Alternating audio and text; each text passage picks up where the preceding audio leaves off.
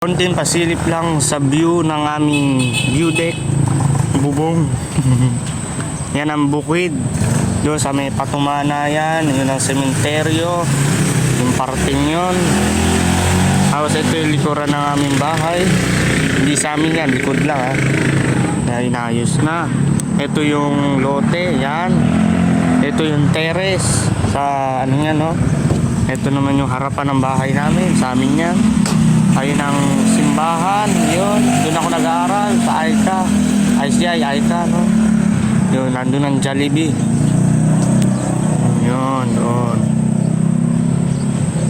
Humahanggang doon. Doon sa simbahan. Ang aking mga kalapate pag rumuronda nung mga bata-bata pa, no. Ang huli kong vlog ng ganitong style kanina, medyo lang. Doon sa Kalapati Boy account ko, no. Kalapati Boy Philippines Anton Dipansir yun. Paki-visit na lang, no. Nandito nagparonda ako kanina. Ngayon bababa na tayo. Ay, nako. Ngayon dito ako tumatambay. Dito sa puno ng mangga, no. Paupo ako dyan.